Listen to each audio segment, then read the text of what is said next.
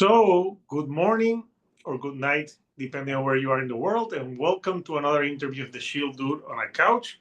Today, for the second time on the channel, I have Joey Toscano, but this time I have him from his other band, Dwellers. Last time was a year ago when we were discussing Iota, but today we're discussing the new album by Dwellers that just came out a few weeks ago called Corrupt Translation Machine. So we have Joey or Joseph with us. Joey, how are you? Good, Hector. Thanks. How are you?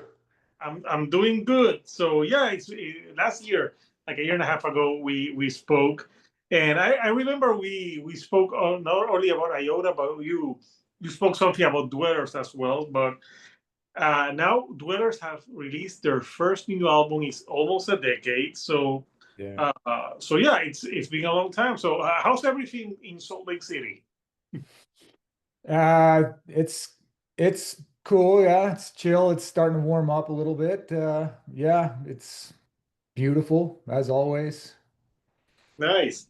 So I know this album was a long time coming. Why did it take for the band a decade to release a new record? Yeah, just time, man. Time in life get in the way of all kinds of things, or not really get in the way, but just, you kind of veer off onto other paths. And really, my story is that I around 2016, yeah, 2016, I started um,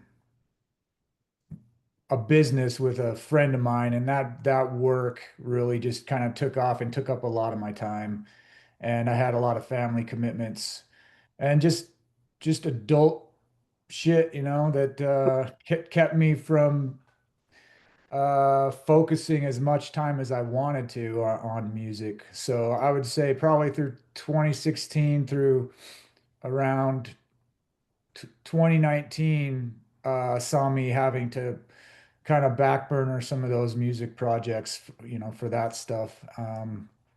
But when I think what the last Dwellers record came out, I think in 14.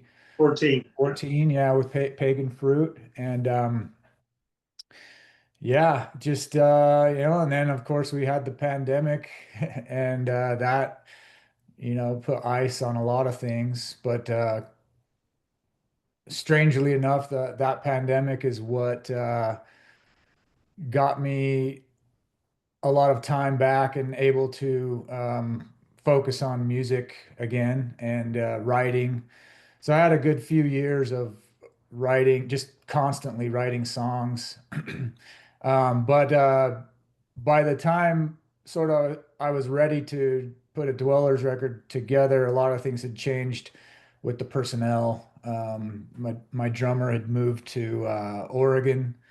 And then Dave, the bass player, he started a project called Hibernaut, which is really cool. You should check them out. Very heavy, high on fire war drums type of music. So so I had to reform Dwellers, and yeah, that's the basic, kind of a boring story, but yeah. So when you're writing on this music, like because you also have your other band Iota, like how would you decide when you're writing? You're writing something. You're like, okay, this is for Iota or this is for Dwellers. How do you go about that? Um, Iota is probably a little more, has always historically been a little more collaborative, meaning I think as a music fan myself, I always think of bands as they get in a room together and they write together. That's kind of the story that the narrative that I've always followed as a music fan since I was a kid. Although I don't think that that's necessarily true with most of the music we like, but that's the way I played it in bands all the time. Get together as buds and you just start riffing around and you start writing music. Maybe someone comes with a riff and then it goes from there. And that's how Iota always was. And both Iota records were written pretty much in the studio. Tales, was written uh, kind of with me and Oz, the bass player, back and forth jamming at my house, and then we took it into the studio with Andy, and basically everything came out about from there. And then that second Iota record, Pentasomnia, happened the same way. Actually, that one was even more collaborative. We had no riffs, nothing, just got in the studio, book scheduled a couple of weeks together and wrote the whole thing, kind of on the fly. And that's how Dwell or Iota's always been. Dwellers is more historically, I would write the songs and then bring them in and teach everybody the songs. And so to me personally, Dwellers feels more like a solo project, although I wouldn't call it a solo project. I wouldn't label it that, but it's been more. Um, Kind of more, I guess, what I want to do personally. And so this album, Translation Machine, is even more along those lines where every song was written, and I basically just hired the guys to that I wanted to play on the record, taught them the songs, and that's how that comes about. So I don't really think like, oh, this is for Iota and this is Dwellers. It just kind of happens organically. And when I wrote this last Dwellers record, I wasn't actually really sure what to do with it. And I showed it to our label boss, Scott at Smallstone. And he right away, emailed me back and he was like, this sounds like Dwellers number three to me. Um, that's what I would vote for, and showed it to a couple more people, and they said the same thing. So um, that's kind of just how I decided to do it. I'm guessing you said we're making a new Dwellers record. That's pretty much it, yeah. And I always loved Dwellers because it felt it felt a little more personal to me. That's that's my favorite band out of the two, just because it satisfies a more personal itch for me. Where Iota is, I love it too, but it's even more slow going because of that fact that we mostly just get in the room together and come up with whatever comes out of us. Yeah, no, this is more like your vision. So you produce this, you work on this yourself, and then you show it to the guys. Yeah. Uh, how much would you say the sound evolved, sorry, from pagan fruit to corrupt translation machine? Sorry, the question is how would I? How much like how like any difference like in evolution in sound from your last album to this? Oh yeah, for sure. Yeah, there's a big evolution. Uh, I think well, Dwellers lyrically has always been more personal. The lyrical content itself. Um, and I think that evolution is just it's evolved even further. As I age, as we all age, we think our thoughts change, and perspective on life changes. So I think I would probably say that maybe some of the lyrical content has matured a little bit for Dwellers. The sound itself, I think from Pagan Fruit to the next record, I feel like this new record is darker, a little heavier and less. Pagan Fruit had a lot of open space, a lot of sparseness to it, and probably leaned a little bit more on the kind of bluesy side of it. And I think this new record has some blues elements in it, but leans more into kind of it crosses genres a little bit more than Pagan Fruit. I think Pagan Fruit was following a lot of the things that we were into at the time, the band. Uh, I was listening to actually a lot of Graveyard, when I wrote Pagan Fruit. So some of that is in there, and I loved bands like Blood Ceremony. Mm, Neil Young has always been like older Crazy Horse era Neil Young, especially On the Beach, probably one of my favorite records. So I'd say On the Beach is probably in Pagan Fruit a lot. And Corrupt Translation Machine to me we brought in more synth, more keys. So I think the spaces are a little bit more filled up on a Corrupt Translation Machine. And then I double the vocals a lot more, as people have called out on Corrupt Translation Machine. So yeah, I think Corrupt is a little more spooky, a little more introspective, just a tiny bit heavier and a little bit less sparse, yeah, sonically. Yeah. And so, talking about themes on this record, on the new one, what are some of the themes that you explore on this album? Yeah, man. So like I said, Dwellers is way more personal for me.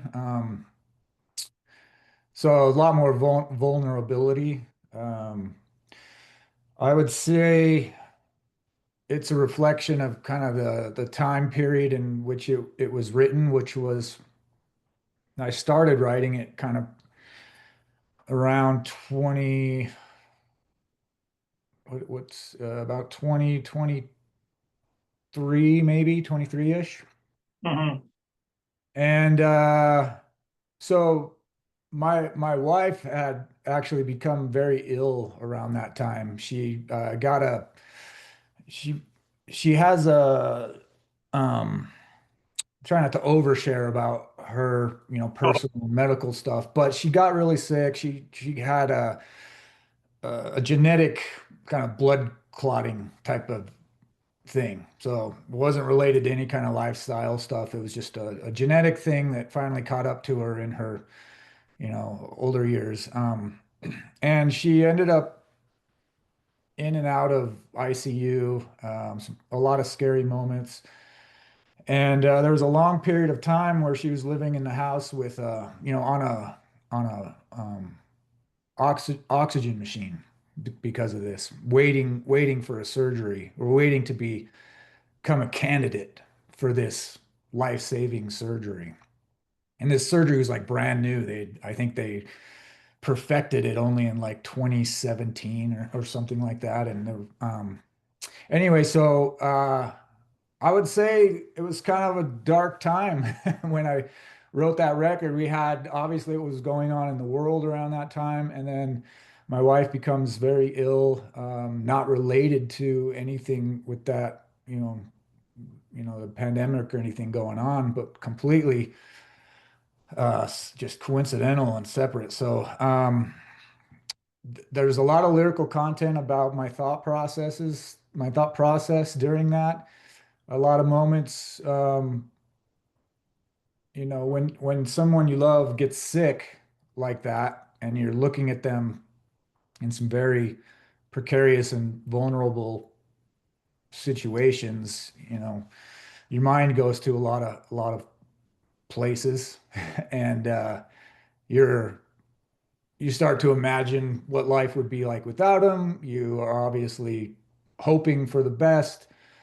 Um, but I think inside of us, we're always, preparing for what the worst possible outcome would be. So a lot of the lyrical content in there is me just kind of expunging, I guess, expelling some of those darker thoughts and demons and, thought processes that come about. And music for me is a way to sort of get that stuff out. And then also, it was there's some spirituality in the record. Um, I was going through a lot of, meditation. I had a teacher. So there's lyrical content in there about my teacher. And I think that's more yeah, at the end, with the last two tracks, right? Yeah, there's the sermon, the beast. I think both kind of reflect um, not so much about him, but more my own internal process about, going through some of the things, being taught to me, you know. Um, there's things about wrestling with faith, that kind of thing, like I think in the lyrics, I'm just acknowledging um, doubt, fear, uh, but also optimism. Um, there's a lot of thematic elements about letting go, um, that type of thing. So Joey, thank you obviously for sharing something so personal, uh, because I wouldn't know, like, listening to the album, you wouldn't know like that backstory, but in a way, it got you to cope with your feelings, and hopefully your wife and everything is doing better now. So, Yeah, uh, she is. Yeah, so thanks. so yeah, did you let her know that part of the album was about her and her feeling? Um, yeah, so I always play my music for her. And there's stuff she likes, stuff she gets, and stuff she doesn't. And I don't really press it too much. I think some things are obvious, and I kind of look at her, while she's listening to something to see if she, picks up on something. And but I don't really like to press it or like this is about you, just the same way with any kind of art you're making, you're more looking at how people are interpreting it more so than trying to force it or ram it down their throat, because while the songs are personal for me, I am trying to reflect and speak in a way that might speak for or might connect with the listener. So it's not while they're inspired by my own internal insights, it's not a me show, so to speak. I'm wanting to convey something that might relate to everybody's experiences. So yeah, I show them to her for sure. It's fun, and I like to see her reaction, but I don't necessarily point out this is about you, type of thing. But I think the themes are quite universal that anyone can relate to, having those feelings in some way. So I think even though it's very personal for you, I think you put a lot in there that people can take different things out of it about like the hope and dealing with like the difficult situation with someone you love. So I think it can be relatable for human beings that have feelings. Yeah. Yeah. if if you don't have feelings, then but if you have feelings, I think it can reach out to you. So picking a single for this, because I think the single is Inside Infinity. Uh, why that song in particular? That's probably my favorite song on the record.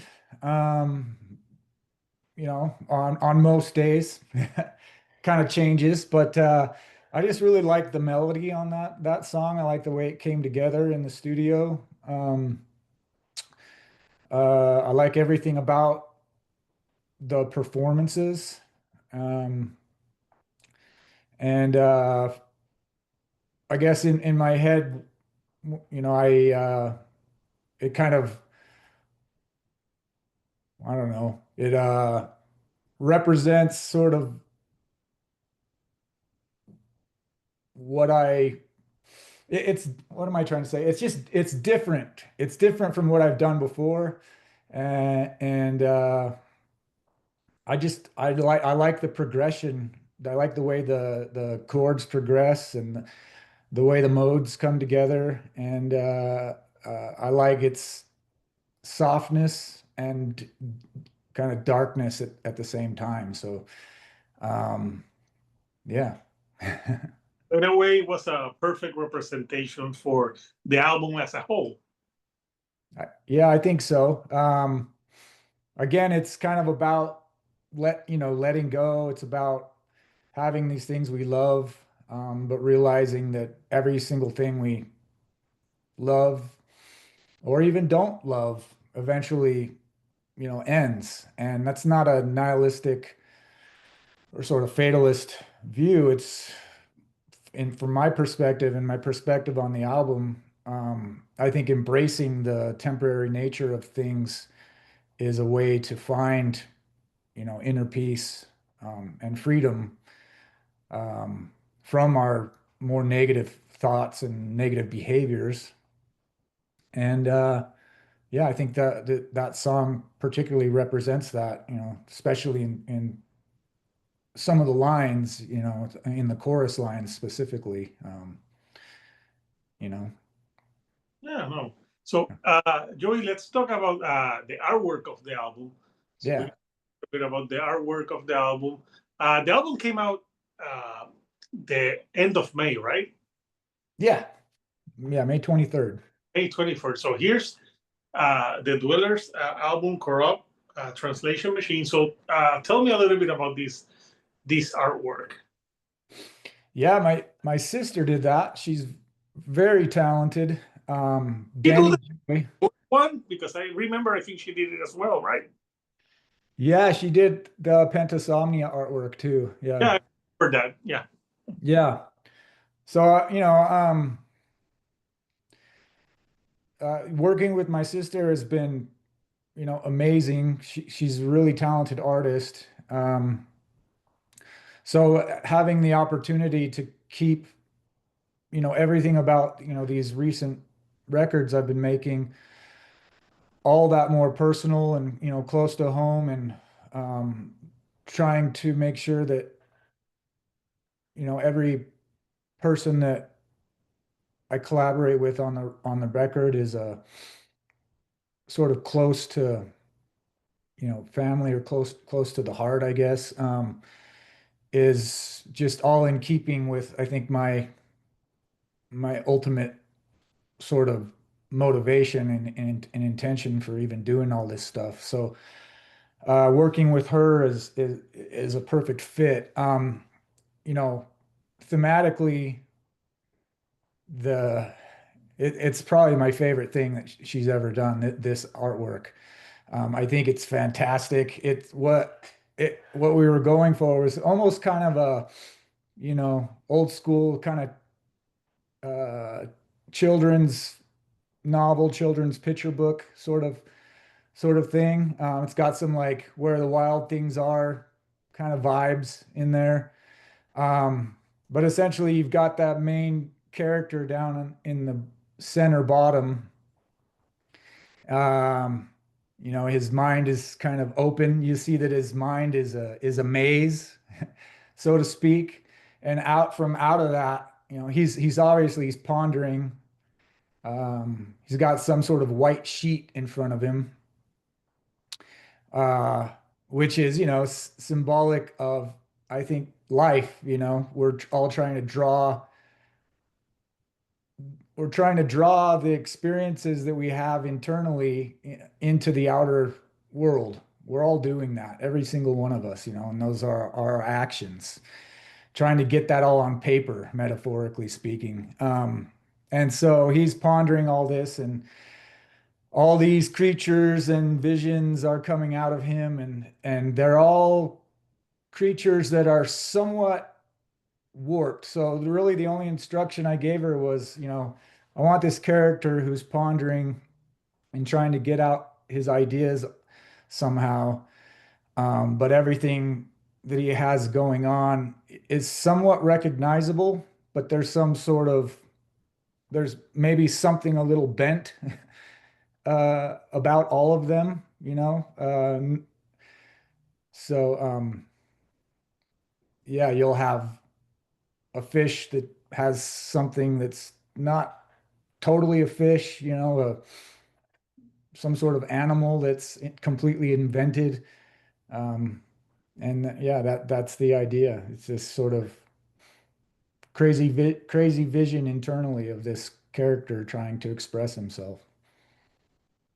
So yeah, no, like the artwork is pretty cool, and I think you just get a vision of maybe everybody is going through their own problems and things and seeing them differently. So I think it's got a lot of details. So it's the type of artwork that you really have to look, and maybe you'll find different details once you see it, like in different ways. And I'm sure with the vinyl having the artwork like real big, it will be easier. First of all, is this out on vinyl? Oh yeah. Oh yeah. And the Yeah. artwork for sure was made, like for vinyl. That was the intention was Well, this needs to be old school. Something that you put the record on and you want to have that cover in front of you so you can just look at it, and especially as the songs play out, even lyrically as the songs play out, you can find pieces in that artwork that make sense with what's happening in the songs. yeah, no, I totally agree. And it's the type of artwork that you need like a big format so you can really get the details. So obviously, this is out now on Small Stone Recordings. If people, I'm gonna put the link for people who are interested in buying it physically. Yeah. Now that the album is out, uh, are you going to be playing some shows live, or like what are you hoping to do with this Weathers record? Yeah, I'd really love to take this album on the road. And of course, play some pagan fruit stuff as well. So we're working on that right now. We have some stuff coming up in July. We're going to do a live radio performance here in Salt Lake City, and we're going to record that. So hopefully that comes out well, and we can release that to everybody. And then we'll also do a release show here in Salt Lake City, and play um, most of, a big bulk of the album plus a little bit of pagan fruit stuff. And you know, being out of, you know, having so long between albums, as a musician, you kind of have to, especially as a smaller underground musician, sometimes you have to start over again. I think the last show Dwellers played was probably around 2018 or something out in Oklahoma at Guthrie Green. And uh, so my hope is to get back into some touring. So I want to do some regional shows, in my area, Colorado, Arizona, California, um, Oregon, Washington, in the fall. So we're working on getting those scheduled, and we'll see how things go. I mean, if people are responding and people dig the music, then hopefully we can get out there more. But yes, definitely some live stuff planned. Yeah. Do you have already a date for the release show in Utah, or is that still being worked on? No, that'll be the radio show will be July 18th, and then there'll be a live venue show the next evening, July 19th on Saturday. And we'll update, on our social media. Even, where if people out of state want to tune into that radio show, we'll publish that information so that they can do that. But yeah, July 18th and 19th will be the first kind of live performances from Dwellers. Since 2018. What's that? Since 2018. Yeah, since 2018. Yeah. Wow. Yeah. Exciting. No pressure. Yeah, no pressure. No pressure. So, Joey, I want to thank you for talking to me again, this time about your band Dwellers, and all of that. So, before I let you go, anything you like to say to the fans before we go? Yeah, just if you can, give us some support, give us some follows on the social media, because that seems to be the new metric that venues and everyone else look at, to give you shows and get your music out there. So we'd love all the support you can give, and also thank you to everybody. There's been a lot of response. There's been a lot of people that were really into Pagan Fruit, and I know they've been clamoring for Pagan Fruit vinyl, so we're working to make that happen. So anybody that's been waiting for that, I hope to be able to make that happen, within the next year or so. But yeah, just thank you for the support, and yeah, hopefully we can be out there and see you all in person. Awesome, man. So yeah, best of luck with Dwellers and obviously Iota, but now we're focusing on Dwellers. So Yeah, yeah. so Couchers, the new Dwellers album, Corrupt Translation Machine, is out now on Small Stone Recordings. I'll post a link for people who want to get that. So again, thank you, Joey, for joining me from Salt Lake City here to San Juan, Puerto Rico. So until next time, Couchers, this is the Shield Dude on a Couch, and I'll see you all right here on the couch. Thank you and goodbye.